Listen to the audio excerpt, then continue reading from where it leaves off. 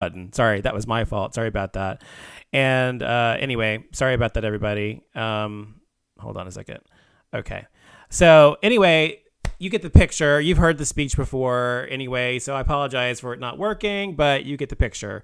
Next time, if you can't hear me speaking, please say something. Because if you're there in the chat room, I don't know. I need to look at the levels when I'm doing it. And I forgot to look at the level to see that there was no sound coming out. So I apologize. Anyway, so this is the 50th anniversary of that. You know, I'll judge you by the content of your character, blah, blah, blah. You know the speech. But anywho, the question is, have we come farther now, 50 years later, than we were in that era? And the question becomes, and the proof of whether we have actually advanced, meaning we being a society and people who are minorities or whatever have advanced in this country, the way you decipher or determine whether there's been true advancement since that time is through income, employment, and social and the justice system. These are the ways, these are the true telltale signs of whether society has changed or not for the better in relation to race relations.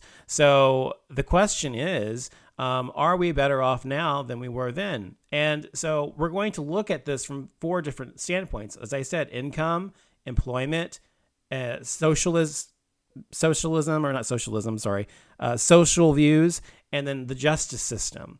So we're first going to look at it from an income level and income disparity, and that's going to determine whether we're going to use these criteria to determine whether there is racial inequity today. So when it comes to income levels, for example, okay, a lot of the demands, that were made at the 1963 March on Washington led to a lot of gains for blacks in this country. And not just for blacks, it didn't just benefit from it, but also ultimately Hispanics, Asians, etc., other minorities, racial minorities. But with respect to the wealth of, the area that really impacts economic mobility the most is wealth. African Americans really are not doing that well. There's a huge divide in wealth, which is defined basically by a household's debt subtracted from a household's owned assets. So that gap has widened substantially over the past few decades. And the question is why, which we're going to address. And a lot of racists will say one thing, and people who are actually paying attention to the facts will and realize it's much more complicated than that. We'll look at another. But middle and high income blacks, basically middle class and affluent blacks in America, saw the levels of wealth of their wealth stagnate or go down over the past few decades, while middle class and affluent whites, their wealth has increased. And during this recession we've had, African Americans lost more of their assets disproportionately to whites than and now only have 5% of the wealth that whites had. So basically, to look at that in a number sense, 1983 in 2010, white wealth, median household wealth by race for whites was $97,000. That's the median household income level for whites in America in 2010. $97,000. For blacks, it was $4,890. That really helps to illustrate the huge disparity between black and white wealth in this country. There's an enormous disparity. Those are median income levels, obviously. But so the average white person has $97,000 in income level or household wealth, whereas the average black has $4,800 now in 2010 anyway. And so, and the thing about this is, and why wealth is such something we should talk about when examining whether there is racial inequity in this country still, is wealth is basically the primary force of inequality.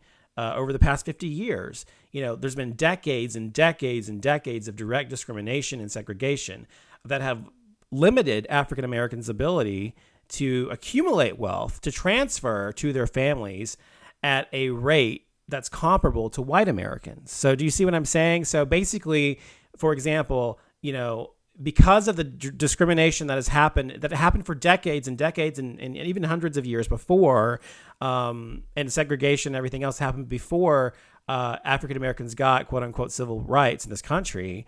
All of those years, all of that time, those hundreds of years put African Americans at a huge disadvantage in terms of catching up to where white people were in terms of their wealth. Because white people, all of those hundreds of years in America, were able to pass down their wealth to one generation, to the next, to the next, to the next, to the next. And so every generation, if they were lucky, it would grow. And every generation had more opportunities as a result of inheriting this wealth, because they were able to start businesses or buy property, real estate, whatever, run for government, whatever the case was, or go to college, obviously, and educate themselves. Whereas the blacks in America had to wait 250 plus years before they were able to even begin to get to the same level of income as anyone else. And so it's just now that you're seeing people in this country who actually are achieving great wealth who are black, okay? It's just now, and that's only a very, very small percentage. But low wealth also means basically opportunities like stock ownership, home equity, and pension coverages and things like that. They're less accessible to African Americans compared to white Americans. And this makes it a lot more difficult for blacks to build assets and mobility, to move themselves up in society when because they haven't got the wealth to purchase these things like stock and home equity and education, etc. They can't move up in society because that's how you move up here. And so there was a study, and the study says it will take 634 years to reach black-white wealth equality in the United States. Okay? So in the United States, that's what we're talking about. By the way, Guy Shay, whatever your fucking name is, we're going to address the justice system and drugs, and I'm going to talk about everything that you're trying to say, which is all bullshit, by the way, later in the show. So if you want to keep listening, great. If you don't, that's fine. But I'm going to address everything you're talking about because it's all fucking bullshit. All right. So, and the last thing I want to say is that 85%, when it comes to people in terms of income equality in this country, and blacks and whites or Hispanics or whatever, or Asians, whatever, more specifically blacks and Hispanics, 85% of whites in this country live in communities that have no black or Hispanic homeowners or people in their community at all. 85%. So that means 15% of this country, only 15% of this country is actually integrated in terms of where they live and how they live, et cetera, and they socialize with one another, blah, blah, blah. 85% of whites in this country live in communities without blacks or Hispanics. And so the answer to the question in terms of income equality is no, there is not income equality. And I want to play a short clip. It's only like 3 minutes long. This really helps illustrate perfectly the what I'm saying here. If I can find it. Let's see here. Where is it? I think this is it. Fuck, I think I lost it. Oh, wait a second. Hold on. There it is. Okay, I found it. So I'm going to play this real quick. It's only 2 minutes long, actually. But listen to what this guy is saying. And he's going to perfectly illustrate. He's a Caucasian man, by the way. He's going to perfectly tell you why they're beyond everything I just mentioned, but also illustrate what I just said to you, why we still have income inequality here and why we still have inequality, generally speaking, in this country for African Americans, and specifically African Americans, but also other minorities. Okay, so listen to this real quick, 2 minutes long.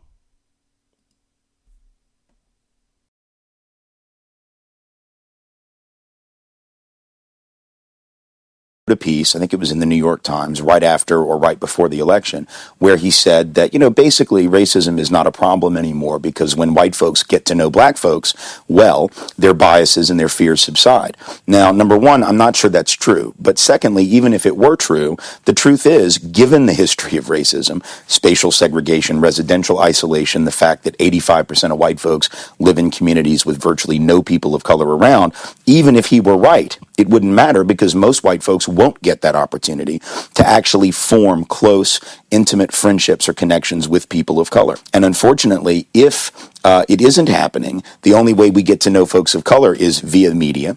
So maybe we see Barack Obama on television coming into our living rooms every night. And over an 18-month to 2-year period, we're able to say, yeah, I sort of like that guy. He seems really capable and really bright. Maybe I wasn't sure at first, but given 2 years, he was able to overcome, maybe my first impression. But the only other folks we're seeing in the media are either folks who are sort of superstars on the one hand or criminals on the other hand. Those are the black folks we typically see on TV. They're either like mega millionaire athletes or entertainers, or they're the folks doing a perp walk on the 6 o'clock news that the cops have just gone arrested and haven't even let them put a shirt on before cuffing them and bringing them out in front of the cameras. If the only people you see regularly are superstar millionaires and thugs, for the average person, they can't relate to either of those, right? The average person of color can't, and the average white person can't either. The superstar you're likely to envy their position, and the thug you're afraid of.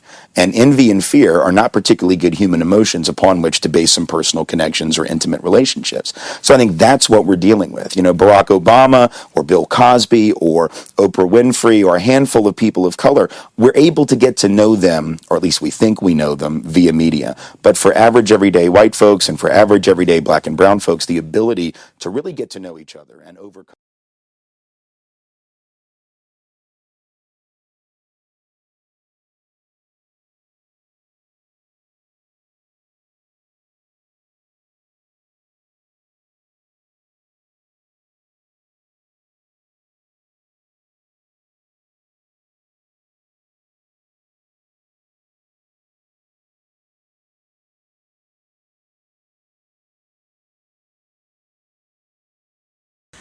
So anyway, what he's saying obviously is the examples of what there's going to be silence after I play a song because of the board I'm using. I can't use Spreaker's switchboard or whatever player and still take calls. I have to use the different ones. And whenever I come back from a song or anything, there will be about a 30-second delay before you hear me. So I apologize. But anyway, what the guy is saying is, if you were listening to that clip, is that what do Americans see when it comes to African Americans in this country? Who do they see? What are the representations of African Americans? They're either superstars who are making billions and millions of dollars a year, Oprah Winfrey, Michael Jordan, whomever, there's tons of them, Beyonce, up there, who are shining examples of wealth, of major wealth in this country, and don't necessarily have the same types of issues that someone else in the middle class would have. Then they also see the high echelon, the upper high class, wealthy black people, and then they see the people who are on TV getting arrested, and the people who are drug dealers and druggies, etc. Those are the two that they see. So they see the people on TV, and that's pretty much their entire understanding of black people, generally speaking. Now, what about the people in the middle, which is the majority of black people in this country, or people of any color in this country? Most people don't see the blacks in this country that are actually everyday hardworking citizens who actually go to work and actually are lawyers or doctors or work at a factory or in a bar or in a restaurant or whatever. They don't see those people unless they know them. And so the people that they have examples of, they have people to fear and they have people to envy. They fear the blacks that are considered to be thugs, the blacks that are drug dealers or rapists or pimps or whatever they see on the television, and that's what they see in the news.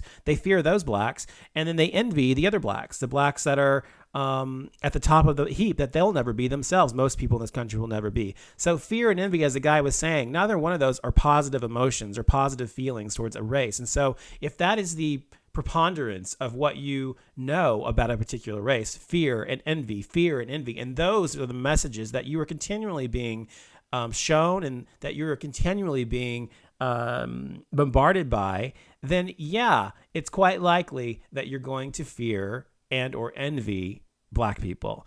And you're not going to know them or like them as just people just like you. And so this is part of the issue. This is part of the problem.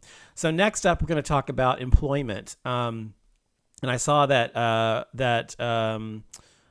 David in the chat room was talking about some experiences he had being with employment or whatever, being fired because of his race, etc., or as a result of it somehow or another. So I haven't seen what he said, but I do want to actually address that employment, and we're going to talk about how you can know when somebody's actually